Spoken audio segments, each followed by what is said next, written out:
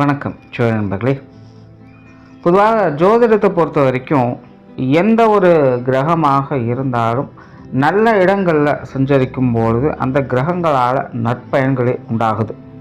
Even அந்த கிரகம் அசுப கிரகமாக இருந்தாலும் சரி, மறைவு ஸ்தானங்களில் சஞ்சரித்தாலும் சரி, அதுக்கு ஏற்ற நன்மைகளை அந்த கிரகங்கள் செயல்படுத்திட்டு வரும். அந்த வகையில் இப்போது பிப்ரவரி, மார்ச், ஏப்ரல் ஆகிய 3 மாத காலகட்டங்களுக்கு சனியானவர் தன்னுடைய சுயசாரத்தில் சஞ்சாரம் செய்துட்டு வருவாங்க. அதாவது சனி மீன ராசியில் தன்னுடைய சொந்த நட்சத்திரமான உத்திரட்டாதி நட்சத்திரத்தில் இந்த 3 மாத காலங்களுக்கு சஞ்சாரம் செய்யும். எந்த ஒரு கிரகமே தன்னுடைய சொந்த வீட்டிலேயோ தன்னுடைய சொந்த நட்சத்திரத்திலேயோ சஞ்சாரம் செய்யக்கூடிய காலகட்டங்கள் அப்படிங்கிறது அந்த கிரகங்களுடைய காரகத்துவங்களும் அந்த கிரகத்தினுடைய நிலைகளும் வலிமை பெறும். அதனால் பொதுவாகவே நற்பலன்கள் அப்படிங்கிறது தான் ஏற்படும். அதுலேயும் இங்கே சனி என்பவர் கர்ம பலனை கொடுக்கக்கூடியவர். மேலே ஒரு ஜாதக ரீதியாக முழுமையான பலன்கள் கொடுக்கக்கூடிய ஒரே கிரகம் சனி தான். மற்ற கிரகங்கள்லாம் பாரபட்சம் பார்க்கும். பட் சனியை பொறுத்த வரைக்கும் கர்ம பலன் என்னவோ அதை மட்டும்தான் கொடுத்துட்டு வரும். அதனால் எப்போவுமே ஒரு ஜாதகர் எதை அனுபவிக்கணும் அப்படிங்கிறத அந்த சனி தான் நிர்ணயம் செஞ்சுட்டு வரும். அதனால தான் அவருக்கு பேர் கர்மாக்காரகன் அப்படின்னு சொல்கிறது. ஸோ அப்படிப்பட்ட சனி அடுத்த 3 மாத காலகட்டங்களுக்கு தன்னுடைய சுய சஞ்சாரம் பெறுறாங்க. ஸோ இந்த காலகட்டங்களில் கண்டிப்பாக சனியினுடைய நற்பலன்கள் அப்படிங்கிறது எல்லா ராசிகளுக்குமே கிடைக்கும். இது ஒரு சில ராசிகளுக்கு மட்டும் கிடையாது, எல்லா ராசிகளுக்குமே உண்டு. பட் ராசிகளின் நிலைகளுக்கேற்ப அந்த விஷயங்களை அது பிரித்து கொடுக்கும். ஸோ அதுவும் எந்தெந்த ராசிகளுக்கு என்னென்ன விஷயங்களில் உண்டாகுது அப்படிங்கிறதான் பார்க்குறோம். கடகம், விருச்சிகம் மற்றும் மீன ராசி. பொதுவாக இந்த 3 ராசிக்காரங்களுக்கும் பார்த்திங்கன்னா முழுமையாக நல்லதுன்னு சொல்கிறதுக்குள்ள அதே நேரம் முழுமையாக கெட்டது அப்படின்னு சொல்கிறதுக்கும் இல்லை. ஒன்று போனால் இன்னொன்று, அது போனால் இன்னொன்று அப்படிங்கிற மாதிரி உங்களுடைய வாழ்க்கை நிலை மாறிக்கொண்டே இருக்குது. இப்போ ஒரு பிரச்சனையை சரி பண்ணுறாங்க, அடுத்த பிரச்சனை ஸ்டார்ட் ஆகுது. அதையும் எப்படியே சரி பண்ணுறாங்க, அதுக்கு அடுத்த பிரச்சனை ஸ்டார்ட் ஆகுது. ஸோ இப்படியே பெரும்பாலும் அவங்களுடைய வாழ்க்கை நிலை அப்படிங்கிறது சவாலாக போய்கிட்டு இருக்குது. பட் அந்த சவால்களை அவங்க எதிர்கொண்டு அவங்களால முடிஞ்ச அளவுக்கு எல்லாத்தையும் கான்ட்ரிபியூட் பண்ணி சரி செஞ்சுட்டு தான் வந்துட்டுருக்காங்க. இதனால் இந்த கடகம், விருச்சிகம் மற்றும் மீன ராசிக்காரங்களுக்கு பெருமளவில் மனச்சோர்வுகள் அப்படிங்கிறது அதிகமாகிடும். ரெஸ்ட்டே இல்லாமல் இருக்கே, ஒரு பீஸ்ஃபுல்லான லைஃபே இல்லாமல் இருக்கே அப்படிங்கிற மாதிரி கொஞ்சம் அடிக்கடி அவங்களே நொந்து கொள்ளவும் சலித்து கொள்ளவும் ஆரம்பிச்சிருப்பாங்க. அதுலேயும் மீன ராசிக்காரங்களுக்குள்ள இப்போ ஜென்மச்சனி நடக்கிறதுனால இந்த பிரச்சனைகள் கூடுதலாகவே இருக்கும். கடகராசியும் விருச்சிக ராசியும் இது ஓரளவுக்கு ஸ்டெபிலைஸ் பண்ணிடுது.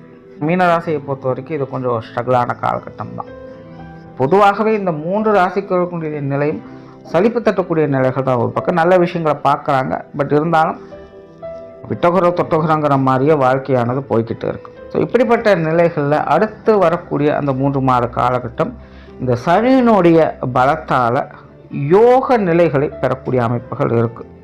அதாவது கடகம், விருச்சிகம் மற்றும் மீனம் இந்த 3 ராசிக்காரங்களுக்கும் இந்த ஒரு 3 மாத காலகட்டங்கள் அப்படிங்கிறது உங்களுக்கான யோக பாக்கியங்களை கொடுக்கக்கூடிய ஒரு காலகட்டமாக இருக்கும். சனி கொடுக்க யார் தடுப்பார் அப்படிங்கிறது பழமொழி. அப்படி இந்த ஒரு 3 மாத காலகட்டங்களுக்கு சனி உங்களுக்கு கொடுக்க தயாராக இருக்காங்க. உண்மையிலே உங்களுடைய கர்ம வினையின்படி உங்களுடைய ஜாதக நிலைகளுக்கு ஏற்ப சனி என்ன கொடுக்கணுமோ அதை இந்த காலகட்டங்கள் கண்டிப்பாக கொடுத்தே தீர்வார். அதிலும் 90% அது உங்களுக்கான நன்மையாகத்தான் இருக்கும். ஏன்னா யோக பாக்கியங்கள் அப்படிங்கும்போது அதில் கெடுதல் இருக்காது, நன்மைகள் தான் இருக்கும். பட் பிரச்சனை என்னென்னா இன்றைக்கி நன்மைகள் அப்படின்னு சொல்லிட்டாலே உடனே பண விஷயங்களுக்கு போக ஆரம்பிச்சு. கோடிக்கணக்கில் காசு கிடைக்குமா, கார் வாங்குவோனா, பங்களா வாங்குவோனா, இப்படி தான் யோசிக்க ஆரம்பிக்கணும். யோக பாக்கியங்கள் அப்படிங்கிறது அப்படி கிடையாது. நமக்கான ஸ்டெபிலிட்டியை கொடுக்கக்கூடிய அமைப்பு. ஒரு மனிதன் வாழ்கிறதுக்கு என்னெல்லாம் தேவை, சிம்பிளாக கேட்டால் உண்ண உணவு, உடுக்க உடை, இருக்க இருப்பிடம் அப்படின்னு சொல்லிடுவோம். ஆனால் அதையும் தாண்டி பல விஷயங்கள் இருக்குது. ஒரு ஜீவன் பிறந்து வாழ்ந்துக்கிட்டு இருக்குது அப்படின்னா அதுக்காக ஏகப்பட்ட விஷயங்கள் நமக்குள்ளே நடந்துக்கிட்டு இருக்குது. அதை யாரும் நம்ம கவனிக்கவே மாட்டோம். யோக மார்க்கத்தில் இருக்கிறவங்களுக்கு தான் புரியும். முழுமையான ஆன்மீக வாழ்க்கையில் ஈடுபடுறவங்களுக்கு அது புரியும்.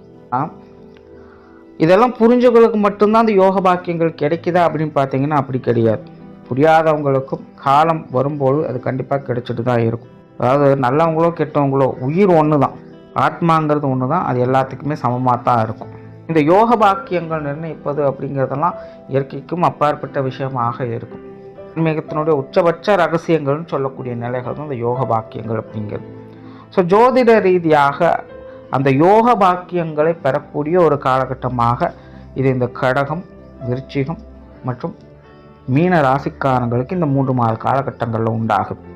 நல்ல சிந்தனை ஆற்றல்கள் இந்த காலகட்டங்கள் உண்டு, புத்தி கூர்மை உண்டாகும், உடல் வலிமை பெறும், மனசு நிம்மதி பெறும். உங்களை சுற்றி எப்படிப்பட்ட விஷயங்கள் இருந்தாலும் சரி, எவ்வளோ மோசமான சூழ்நிலைகள் நீங்கள் அனுபவிச்சுட்டு இருந்தாலும் சரி, ஆனால் இந்த 3 மாத காலகட்டங்களில் நீங்கள் மனசுக்குள்ள அமைதியாகவும் சந்தோஷத்தோடும் நிம்மதியோடும் இருந்துக்கிட்டு இருப்பீங்க. வாழ்க்கையே சுமூகமாக போயிட்டுருக்கிற மாதிரி இருக்கும். எதை பற்றியுமே நீங்கள் பெருசாக கவலைப்பட மாட்டீங்க. வாழ்க்கையை அதனுடைய போக்கில் வாழ்வீங்க. வாழ்க்கையை முழுவதுமே ஆனந்தமயமாக உங்களுக்கு மாறும். ரொம்பவுமே சிறப்பான ஒரு காலகட்டம், ரொம்பவுமே சிறப்பான ஒரு கிரக அமைப்புகள். எவ்வளவோ ஞானிகளும் யோகிகளும் இப்பேற்பட்ட நிலையை காத்த இயங்கிட்டு இருக்காங்க. இப்படிப்பட்ட ஒரு நிலையை கொண்டு வரக்கூடிய ஒரு கிரக அமைப்பாக இந்த ஒரு 3 மாத காலகட்டங்கள் உங்களுக்கு உருவாகுது. இந்த அளவுக்கு நல்ல விஷயங்களை ஃபோக்கஸ் பண்ணி நிம்மதியான ஒரு வாழ்க்கையை பெற்றுக்கோங்க. வாய்ப்புகள் கிடைக்கும்போது அதை பயன்படுத்திக்கணும். நல்லது நடக்கும்போது அதை அனுபவிச்சுக்கணும்.